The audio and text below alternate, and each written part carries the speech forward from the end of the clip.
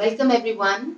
Welcome to our session on what you can expect from Vedica over the next 18 months if you choose to join this program in August 2019.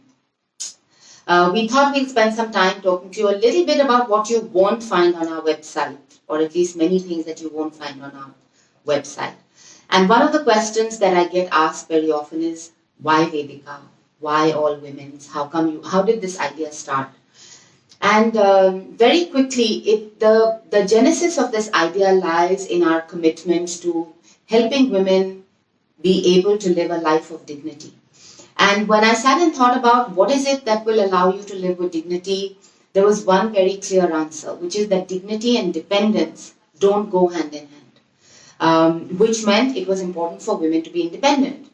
And the question then was, independence in what? And what kind of independence? And we came up with 4 ways in which we would like women to be independent or need to be independent. There's emotional independence, there's intellectual independence, there's physical independence, and there's financial independence. When we thought about it a little more, we realized that financial independence actually makes the other 3 a little bit easier. Just a little bit easier, but it does make them easier. And that's why the focus and the most fundamental commitment at Vedica is to help women become financially independent. And how do you do that? It's really about equipping you to be able to make money, or if you already have money, then how do you use that money judiciously to be constantly aware of the fact that you must have some money of your own at any given point in time to be able to live choices.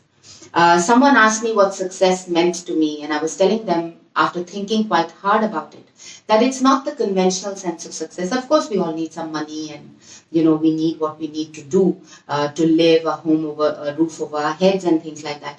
But really, success is about being able to exercise your choices. And it's very difficult to exercise your choices if you don't have a certain amount of independence. And therefore, the focus on financial independence, the ability to earn money and then to grow that money.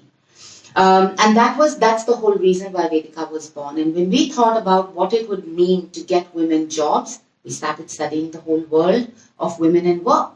And we realized that the government has been spending lots of money trying to educate women, assuming that's what would empower them, help them be independent. But I don't know how many of you know this, but urban educated women as a part of India's workforce has been dropping, despite the fact that women in higher education have been growing in terms of both quantity and quality. All of you would know from the newspapers that girls do much better in higher education, in high school, they get great jobs, but here's the blunder, that 5 to 8 years from when you start working, many women, close to 85-90%, drop out of the workforce. I went to LSR, I studied economics there, a bunch of really bright, committed women who wanted to make a difference in the world in many ways beyond their immediate world. But you know what? 85 to 90% of my classmates don't work full time. And the truth is that it's not because most of them don't want to, I just don't think we've enabled them to. And that led us to start studying the management education system. Management schools across the country and actually across the world don't do enough to teach women how to stay in their jobs. We all focus on how to get you jobs, and we don't talk about how to keep jobs. And therefore, the Vedica curriculum is as much about equipping you to get a job as it is about keeping your jobs. And that requires deep personal transformation. You need to understand your own worth. You need to understand how you can navigate challenges in the workplace, and it also will teach you how to navigate challenges in your home and in your personal life. Many people ask me, does feminism or being a feminist mean that you shouldn't get married, shouldn't have children? Not at all. I worry that at 45, lots of women look back at their lives, and while they feel very proud and very happy about the children they have and the husband they have and the families they have, they feel a little bit of regret about the fact that they could not do more. It's about what you did not do. And we would like every Vedica scholar by the time she is 40 or 45, to look back at her life with great pride, both for the children, for the husband, for the family, but also for her own career.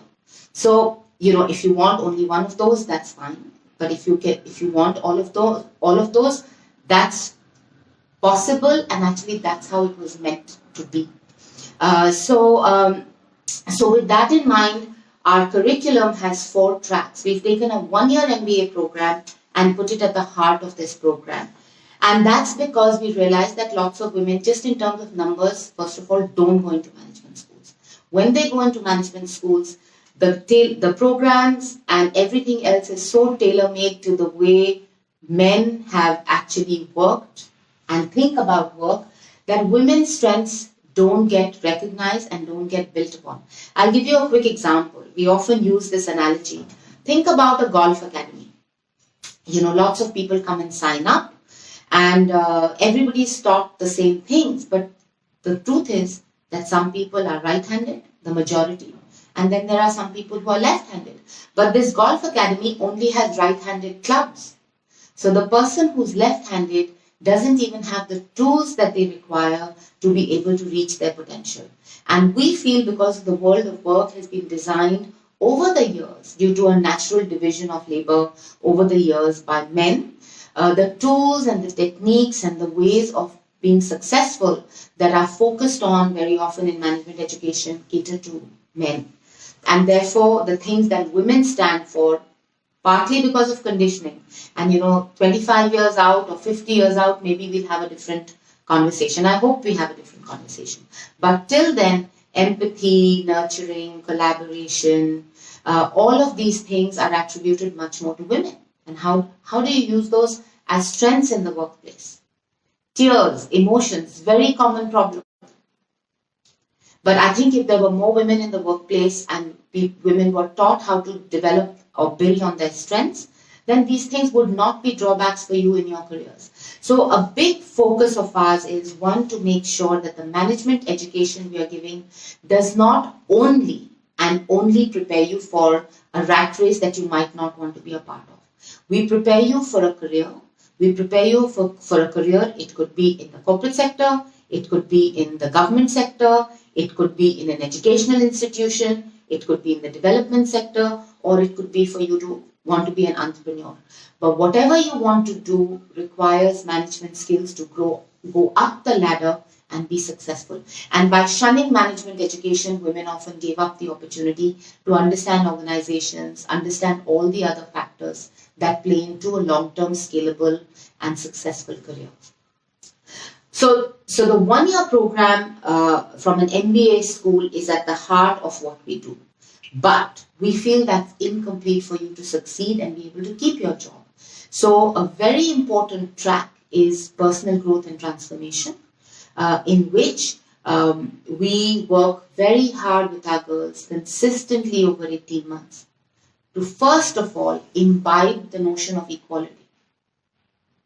That you are, can be, and should be equal or feel equal in this world.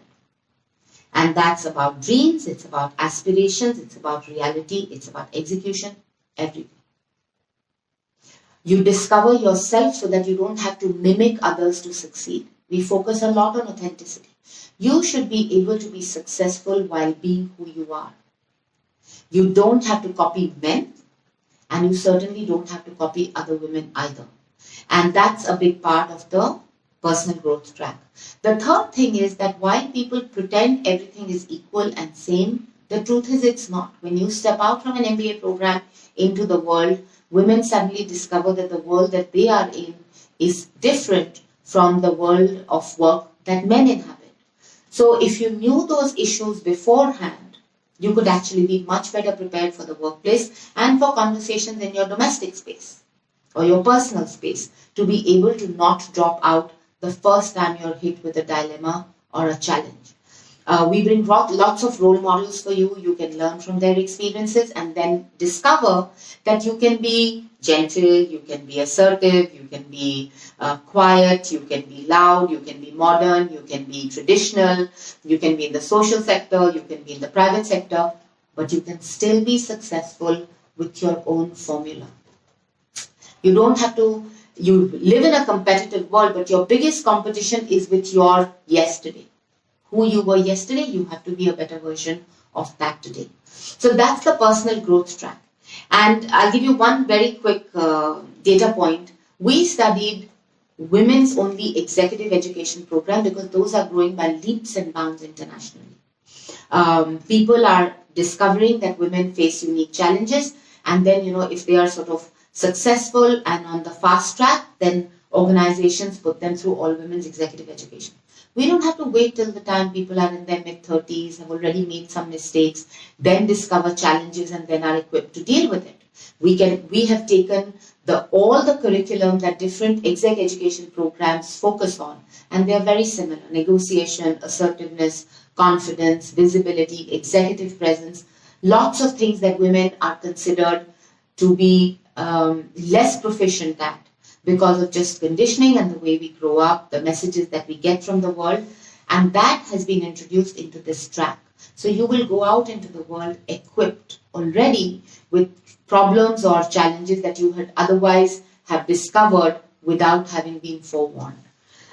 We believe that you have to come out a benchmark professional, which is this part of the program, but we also think you should be a benchmark citizen and a benchmark human being.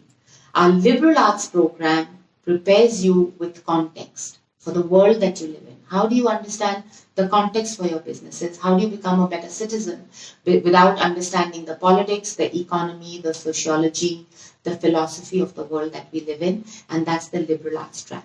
Finally, you can be great at what you do. If you can't communicate and if you can't think, if your expression is not good, you're just not going to cut it in this century and in the centuries to come. So we have a very important track, the communications and critical thinking track. We have a lab which gives very personalized attention, and we assume that people who begin by the end of their 18-month journey come out quite transformed in their communication skills. I want to spend just a few minutes telling you a little bit about what is different in terms of the way we conduct ourselves at Vedica. And the first thing that I get asked this by students as well, that you don't have a cutoff, you don't take CAT, you don't take ZAT. How do you decide on quality? And here's what we believe, that actually the human potential is under-discovered and very, very high. The exam system has huge flaws. So we don't want the past to come in the way of the future of young people. We bet much more on promise and potential than on past performance.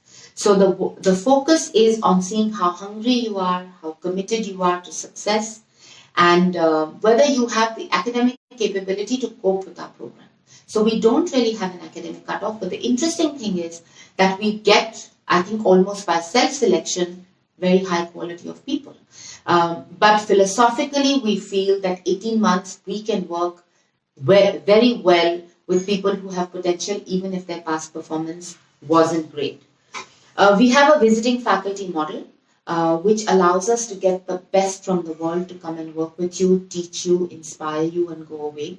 If we were a university, we would have had to have our own faculty. Young university, young institution in India, of course you'd struggle to get the best from the world to come and give up everything and come and be with you. There is very personalized attention to both your personal development and your professional development. We have a buddy mentor system. The program team takes independent and individual interest in students. We have a counselor on campus, and the writing lab works with communication skills of our students from the beginning right till the end when the focus changes to placements.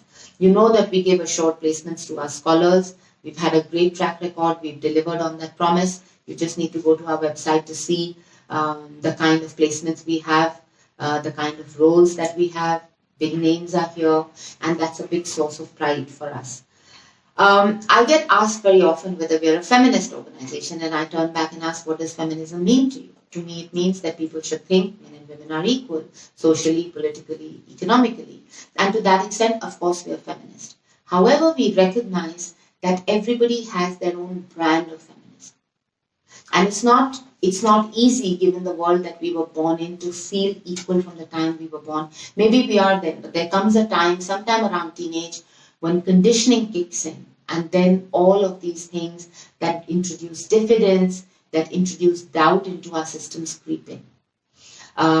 So we feel that you have to figure out your own pace to adopt feminism, but we definitely believe that the starting point is for each person who walks into Vedica should definitely believe that yes, they have a right to equality and a right to an equal life. So the equality between the sexes is our definition of feminism, and we feel very strongly about it.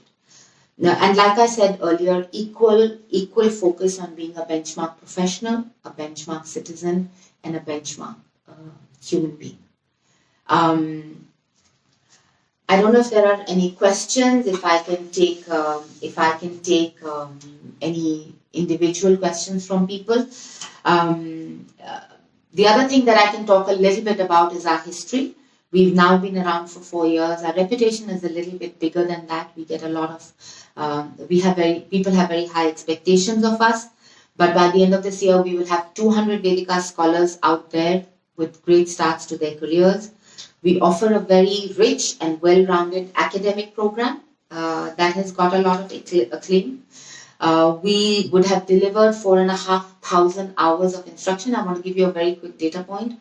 We have 13 terms of 6 weeks each. Every term has 5 weeks of instruction and roughly 100 hours of instruction. In other schools around the world, that would be roughly half. So it is an intense program, but I think it's important to learn how to work hard, because then when you don't have to work very hard, it seems like a breeze. We have seen very deep personal transformation and professional transformation in the students who walk into our program. Relationships with parents, relationships with family, the sense that you feel in terms of confidence to go out into the workplace, lots of transformation. We have now two things that have happened quite recently. You know, we have this progression agreement with the Leicester Castle Business School and the De Montfort University. So if you spend 18 months at Vedica, those people who feel like they would still like a degree, there's a very, very competent and cost-effective and high-quality program that you can go to, 3 months in Leicester, and you can graduate with a global MBA degree. So I met our scholars last week, and they said, one, of course, that they are used to much harder work, much more rigor, and therefore they feel very equipped to deal with the international environment. But also, they had some boys in their dorm in Leicester, and they said one of them apparently told them that, you know, the country that I come from, boys don't go in the kitchen. And they said, well, then how do boys eat? And in a very nice, very understanding and empathetic way, they were able to introduce the notion of equality with these people. And I think those are the kind of differences you will see in yourselves, to be able to stand up for yourselves, to be able to see what your choices are, to find the courage to exercise your choice. I think that's the kind of personal transformation you can witness during your 18 months here. One of the other things we hear a lot is, I was very scared to speak in public. Girls who used to shiver, even if they were asked a question in class, start to volunteer. One of our most diffident girls volunteered to be the master of ceremonies at one of our cultural programs. So I think the personal transformation, both in personality and in the way you think. Professionally, of course, you know, you come in without management skills and you go out with very contemporary management skills. Some of you may have seen this on our website, but we have a Young Managers Council. This has 6 people from the best management schools across the world: Harvard, Yale, MIT, HEC, FMS, and ISB. And they every quarter look at our curriculum, and based on their own experiences in these top schools, tell us what would be great to be able to offer a Vedica scholar. So we are constantly looking at our curriculum to keep it contemporary, to keep it cutting edge, to keep it world class in terms of the management education. The Shadow a Woman module, Woman Leader module, is one of the highest attractive points of our program. We get asked lots of questions, and I'll tell you a little story behind it. When we were launching Vedica and we said one term, and this was a short term of 4 weeks, when we talked about it as an idea, most people laughed at us. They told us top management schools can do this for one day. Their students can go and follow a CEO for one day. What do you think you can manage at Vedica? How are you going to get 1 month? But you know what? We said if we don't try, we won't know. From the first year onwards, we have always had more women leaders signing up to be mentors than we've had students. It's a great testimony to women leaders in India who want to share, who want to contribute, who want to mentor, and who want to help create the next generation of women leaders. This year, our shadow mentors came back and said 4 weeks is too little.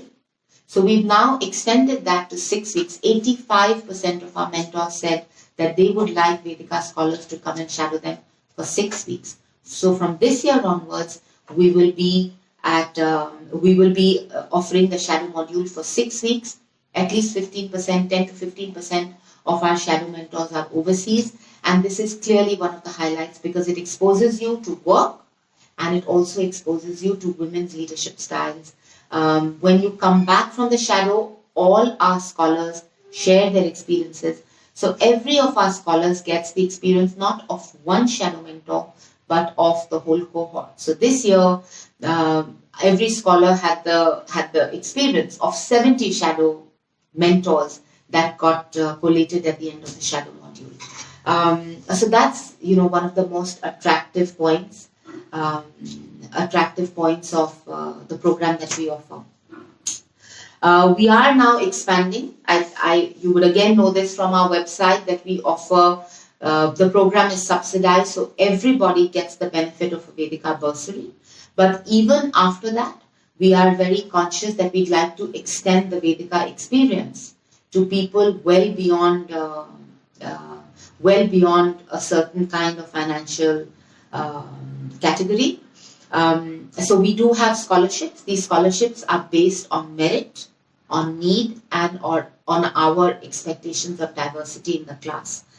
Scholarships kick in only once admissions are complete. You are expected to write to us, and based on each of these 3 factors, we offer scholarships ranging from part scholarships all the way to full scholarships. So this year we are hoping to extend to very significantly underprivileged categories.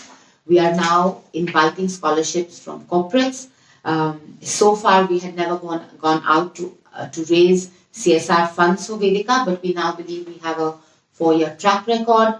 And what we offer at the Vedica from the Vedica Foundation is higher education, women's empowerment, women's education, education for the girl child. All of these things are very high priorities for CSR in companies. So the scholarships that we are getting through CSR funds, we are going to be able to extend specifically to underprivileged students. If you have any other questions or queries, please feel free to write to us. We are very responsive. We will get back to you. Admissions are open for the class of 2020. I think we are headed for a doubling of our class size. So we are very excited at the response. And we hope to see many of you at Vedica in the August of 2020. Thanks very much for joining, and we look forward to being in touch.